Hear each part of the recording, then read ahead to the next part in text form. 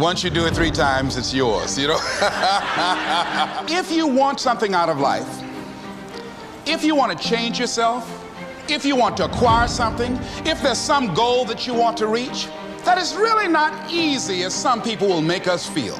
That living your dream, changing your behaviors, overcoming negative habits, it's challenging.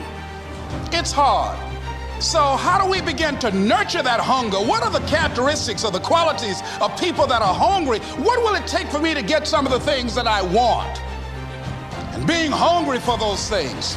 Number 1, you've got to work on yourself. Spend more time on yourself than what you've been spending. You determine that. Working on yourself, talking to yourself.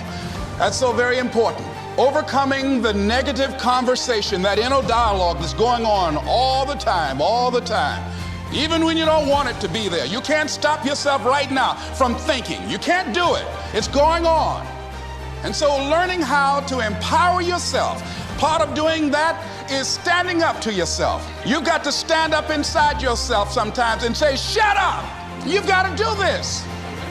I was going to give a presentation, and this voice inside of me saying, you can't do this. You don't have everything it takes. Shut up. Working on yourself, watching that inner dialogue, it will determine the quality of your life. When you're working on something you want to achieve, you have got to stand up to that voice.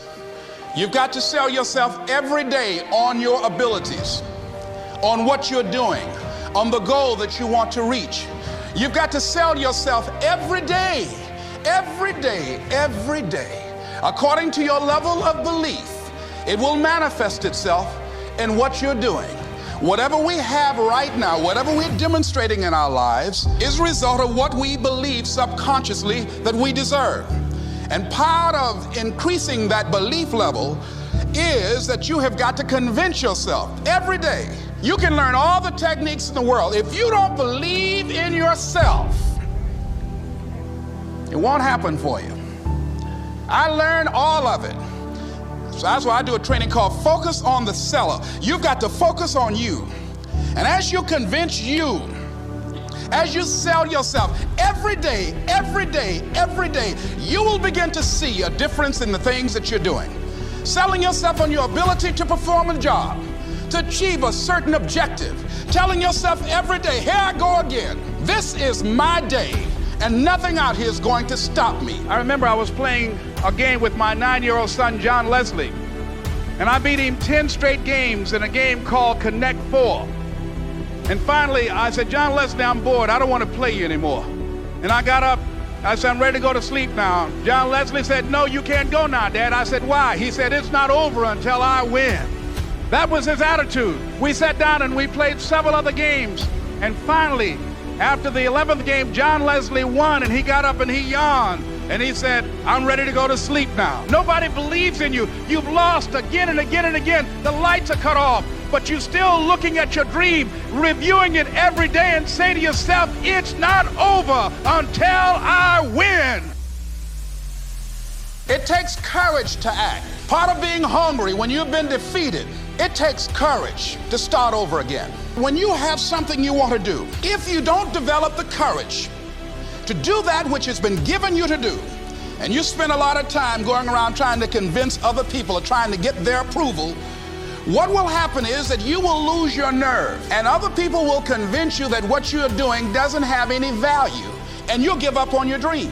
If you don't have the courage to act, life will move on you. I started going to work earlier. I started being the last one to leave there. I started working harder than anybody else. The other guys could not. Why would you work so hard, Les? I said, I'm not working for them. I've been cheating myself and my family. Wherever you are, whatever you're doing, do it with everything that you have.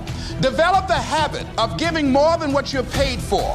Develop the habit of setting standards that others will be measured by. Someone said, do not go where the path may lead, but go where there's no path and leave a trail.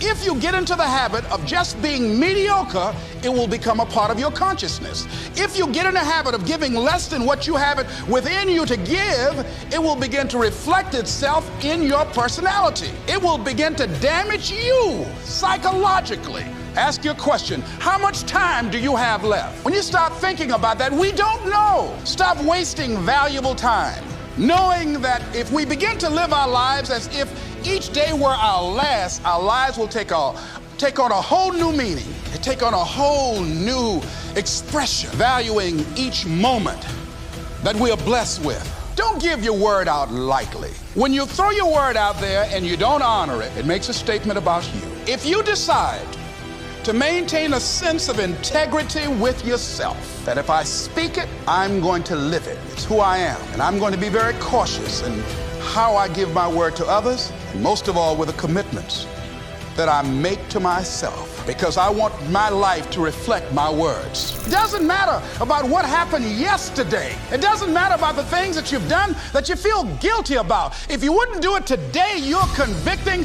an innocent person. You've been reborn to a new state of consciousness.